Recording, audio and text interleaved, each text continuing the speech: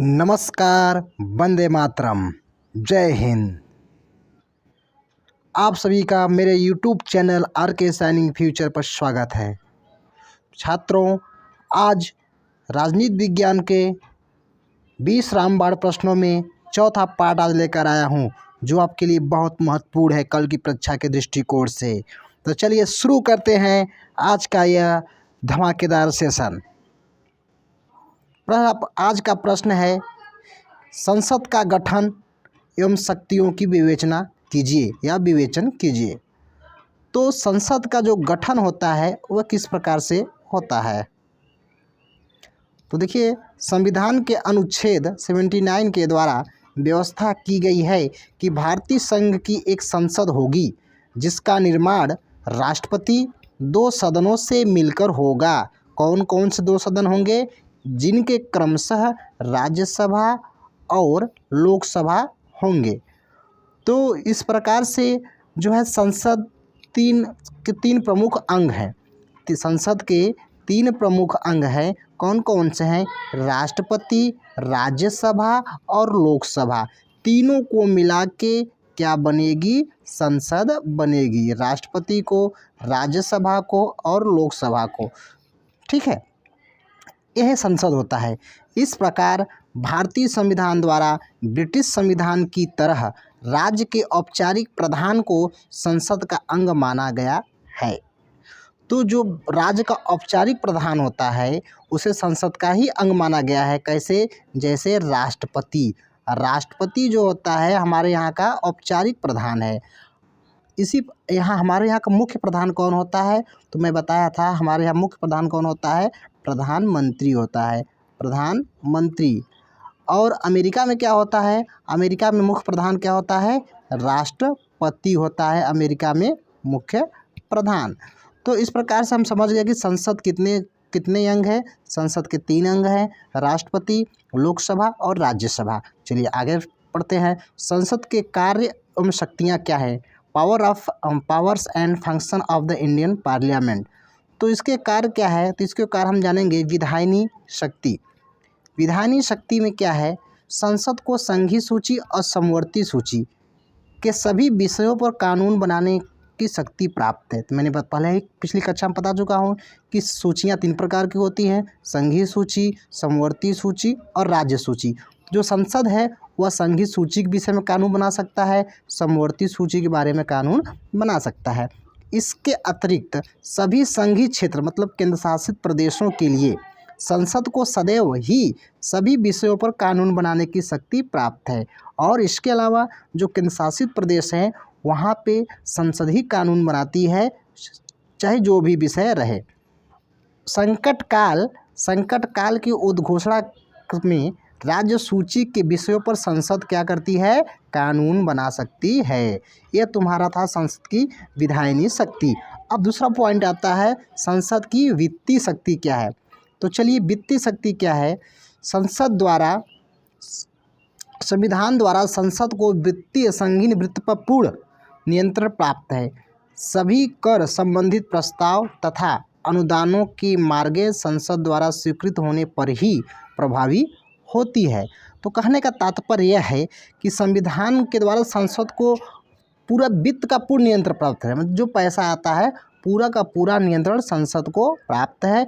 उसके स्वीकृति द्वारा ही अनुदानें बांटी जाती है, क्योंकि संविधान के अनुसार विधि के प्राधिकार के बिना न तो कर लगाया जाएगा और न एकत्रित किया जाएगा। संसद ही प्राक्कलन और लोक लेखा समिति को नियुक्त करती है। एक प्राक्कलन समिति होती है, एक लोक लेखा समिति होती है। इसको कौन नियुक्त करता है? संसद। तथा नियंत्रक व महालेखा परीक्षक के प्रतिवेदन पर विचार कर उचित कार्रवाई करती है। यह कार्य किसका है? यह कार्य है संसद का। चलिए, कार्यपालिका शक्तियाँ क्या होती है संसद की? कार्यपालिका शक्ति। भारत में संसदात्मक शासन प्रणाली अपनाई गई है, अतः मंत्रिमंडल संसद के प्रति उत्तरदायी होते हैं। मतलब जो मंत्री लोग होते हैं वे संसद के प्रति क्या होते हैं? उत्तरदायी होते हैं। मंत्रिमंडल को केवल उसी समय तक सत्तारूढ़ रह सकता है जब तक कि वह लोकसभा का विश्वास प्राप्त हो। संसद के संसद के अनेक तरीकों से कार्यपालिका पर नियंत्रण रखती है। संसद जो होता है कई प्रकार से कार्यपालिका पे क्या करती है, नियंत्रण। कार्यपालिका मतलब कार्य कराने वाली। कार्य कौन कराता है, मंत्री लोग कराते हैं। संसद के सदस्य, जो संसद के सदस्य होते हैं, अविश्वास के प्रस्ताव, निंदा प्रस्ताव एवं काम रोको प्रस्ताव द्वारा सरकार पर नियंत्रण रखते हैं। जो उनके सदस्य होते हैं वो अविश्वास प्रस्ताव द्वारा उनको हटा सकते हैं, निंदा कर सकते हैं, काम रोको प्रस्ताव पर क्या करते हैं, नियंत्रण रखते हैं तथा उसे उत्तरदायी बनाए रखते हैं। यह संसद के आपके कौन सा कार्य था, यह संसद की कार्यपालिकी शक्ति थी।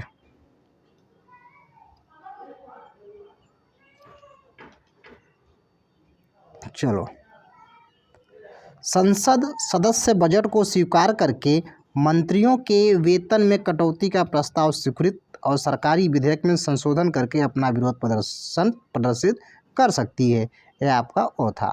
राज्य शक्तियाँ क्या थी, संविधान में संसद को यह अधिकार दिया गया है कि राज्यों की इच्छा के बिना वह उनकी सीमाओं तथा नामों में परिवर्तन कर सकती है, नवीन राज्य का निर्माण कर सकती है तथा किसी राज्य का अस्तित्व समाप्त कर सकती है। संसद को भारतीय नागरिकता का निर्धारण का भी अधिकार है।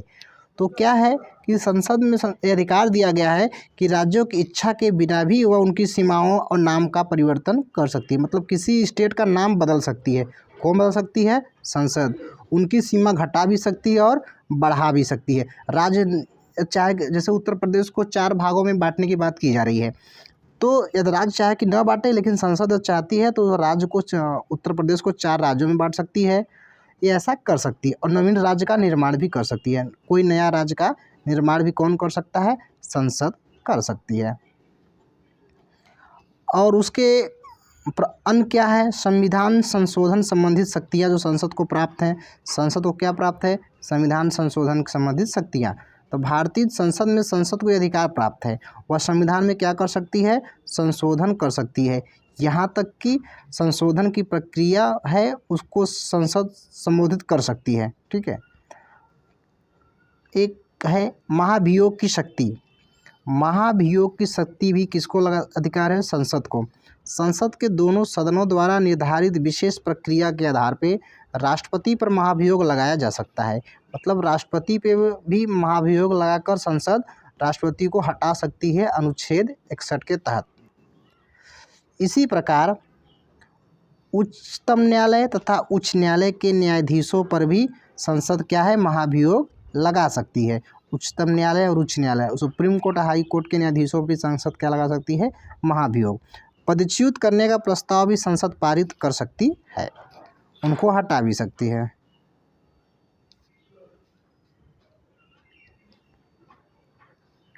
अगला प्रश्न है मौलिक कर्तव्य क्या है, व्हाट आर फंडामेंटल ड्यूटीज। मौलिक कर्तव्य क्या है, ये तो प्रश्न पक्का आने वाला है। यह प्रश्न जो है पक्का आने वाला है कि मौलिक कर्तव्य क्या है, what is the fundamental duties. मूल भारतीय संविधान जो 26 जनवरी 1950 को लागू हुआ, नागरिक कर्तव्य और दायित्वों का उल्लेख नहीं था। जो लागू हुआ था उसमें नागरिक कर्तव्य और दायित्व का उल्लेख नहीं था। यह आशा की जाती थी कि स्वतंत्र भारत के नागरिक स्वेच्छा से अपने कर्तव्यों का पालन करेंगे। हालांकि योजना के अनुसार चीज़ें नहीं हुई, इसलिए स्वर्ण सिंह समिति के सिफारिश पर, वेरी इंपॉर्टेंट, कौन सी समिति, स्वर्ण सिंह समिति की सिफारिश पे 1976 में 42वें संविधान संशोधन अधिनियम के आधार पे अनुच्छेद 51A के तहत संविधान के भाग 4A में 10 मौलिक कर्तव्यों को जोड़ा गया। ये इंपॉर्टेंट है। मौलिक कर्तव्य जो है पहला प्रश्न है किस सिफारिश पे, किस आयोग के, तो स्वर्ण सिंह समिति के सिफारिश पे 1976 में, वेरी इंपॉर्टेंट। 42वें संविधान संशोधन के द्वारा 51A के तहत भाग 4A में 10 मौलिक कर्तव्य जो है जोड़े गए थे। स्टार्टिंग में मौलिक कर्तव्य, मेरा मूल कर्तव्य क्या है, अपने देश में रहकर मेरा मौलिक कर्तव्य क्या है, इसकी बात की जा रही है। तो यहाँ से आपको याद रखना है स्वर्ण सिंह समिति के सिफारिश पर। फिर मौलिक कर्तव्यों का उद्देश्य प्रत्येक भारतीय नागरिक को एक निरंतर अनुस्मारक के रूप में कार्य करना है और अधिकारों और कर्तव्यों के बीच संबंध के कारण लोकतांत्रिक व्यवहार के कुछ बुनियादी मानदंडों को पूरा करना है। तो इसका उद्देश्य क्या है कि प्रत्येक जो भारतीय नागरिक है वह अपने देश के विकास के लिए कार्य करें, अधिकारों और कर्तव्यों के बीच संबंध बनाए रखें। भारतीय संविधान में मौलिक कर्तव्यों को शामिल करने का विचार कहाँ से आया था? रूसी संविधान से प्रेरित था, तत्कालीन सोवियत संघ रूस से। तो मौलिक, ये भी प्रश्न पूछता है कि मौलिक कर्तव्य किस देश के संविधान से लिया गया है? तो हमारा आंसर होगा कि मौलिक कर्तव्य कहाँ से लिया गया है? रूस से लिया गया है। रूस से मौलिक कर्तव्य जो है लिया गया है। मूल रूप से 10 कर्तव्यों को जोड़ा गया था, मतलब जब मौलिक कर्तव्य स्टार्टिंग हुआ था तो उसमें 10 जोड़ा गया था, और 2002 में 86वें संविधान संशोधन अधिनियम के द्वारा एक और कर्तव्य को जोड़ दिया गया था। मतलब कि स्टार्टिंग में 10 था, तो 2002 संविधान संशोधन हुआ तो उसमें क्या हुआ, एक और जोड़ दिया। तो इस प्रकार संविधान के अनुच्छेद 51 में सभी 11 कर्तव्यों की सूची है। तो इस प्रकार से क्या है, टोटल हमारे कितने मौलिक कर्तव्य हैं? 11 है। 11 कर्तव्यों की क्या है, सूची है संविधान के किस अनुच्छेद में? तो संविधान के 51A अनुच्छेद में कुल कितना, 11 मौलिक कर्तव्य बताए गए हैं। कौन कौन से हैं, चलिए उसको देखते हैं। पेपर में सभी 11 को लिखना पड़ेगा, ठीक है। तो संविधान के अनुच्छेद 51A, इसका तो नाम ही है 51A। इसमें के अंतर्गत पहला क्या है?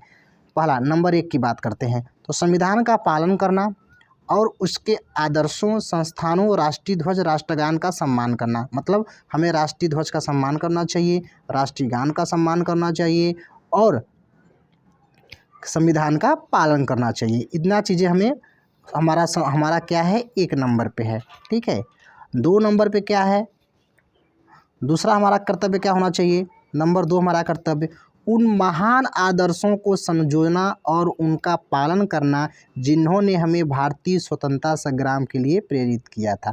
मतलब जिस वीर सपूतों ने हमें स्वतंत्रता संग्राम के लिए प्रेरित किया, उनके आदर्शों को हमें स्वीकार करना है। यह हमारा कौन सा कर्तव्य है? कर्तव्य नंबर 2 है। और तीसरा मेरा कौन सा कर्तव्य है? 3 नंबर, भारत की संप्रभुता, एकता और अखंडता को बनाए रखना तथा और उसकी रक्षा करना, यह हमारा तीसरा कर्तव्य है।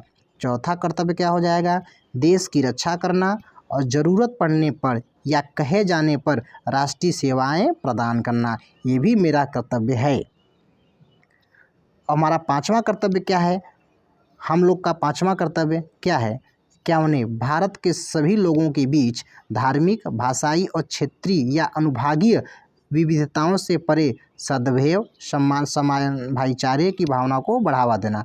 मतलब किसी भी राज्य के लोग रहें, उनके साथ हमें क्या करना है? सम्मान भाव से देखना है, भाईचारे को बढ़ाना है। महिलाओं के सम्मान के लिए अपमानजनक प्रथाओं का त्याग करना है। हमें महिलाओं का सम्मान करना चाहिए। ऐसी प्रथाएं जो महिला को अपमान करती हो, उसे हमें क्या करना चाहिए? त्याग कर देना चाहिए। और क्या है? हमारी मिली जुली संस्कृति की समृद्ध विरासत को महत्व देना और उनका संरक्षण करना, ठीक है। वनों, झीलों, नदियों और वन्य जीवों सहित प्राकृतिक पर्यावरण को महत्व देना।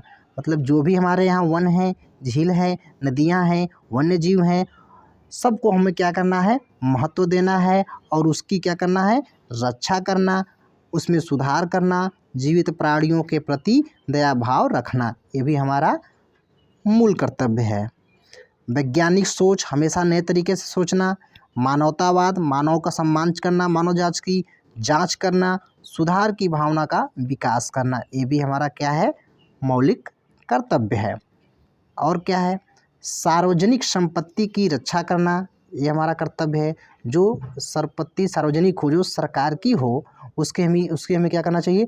रक्षा करना चाहिए। चाहे मंदिर हो, चाहे पार्क हो, जो भी है उसे हमें रक्षा करना चाहिए। हिंसा से दूर, हमें मार काट नहीं करना चाहिए, हिंसा से हमेशा दूर रहना चाहिए। व्यक्तिगत और सामूहिक गतिविधियों के सभी क्षेत्रों में उत्कृष्टता की दिशा में प्रयास करना चाहिए ताकि राष्ट्र निरंतर प्रयास और उपलब्धि के उच्च स्तर तक पहुँचे। ऐसा मुझे करना चाहिए। ये लास्ट देखिए, वेरी इम्पोर्टेंट है। माता पिता या अभिभावक का अपने बच्चों को शिक्षा के अवसर प्रदान करने का कर्तव्य 6 से 14 वर्ष की आयु के बीच 86वें संविधान संशोधन 2002 के द्वारा जोड़ा गया, ठीक है। कि हमारे माता पिता को क्या करना चाहिए, 6 से 14 साल के बच्चों के बीच क्या करना चाहिए, उन्हें शिक्षा का अवसर प्रदान करना चाहिए। तो आज था यह हमारा लास्ट टॉपिक। इसमें से आपके पेपर में जो है सभी प्रश्न फंसने वाले हैं, जो कि कल के परीक्षा में आप देखे जा सकते हैं। तो यह हमने रामबाण प्रश्न आपको 4 दिनों में 3 दिनों में कंप्लीट किया, 4 पार्टों में। तो आशा है कि इसमें से कल होने वाले परीक्षा में प्रश्न अवश्य आएंगे। आप लोग एक बार या 2 बार वीडियो को ज़रूर देख लीजिएगा। जो लाइक नहीं किए हैं लाइक कर लीजिएगा, जो सब्सक्राइब नहीं किए हैं वह चैनल को सब्सक्राइब कर लीजिएगा, ताकि परीक्षा से संबंधित या किसी भी यूनिवर्सिटी से संबंधित कोई भी सूचना आती है तो सबसे पहले आपको पहुंच जाए। जय हिंद।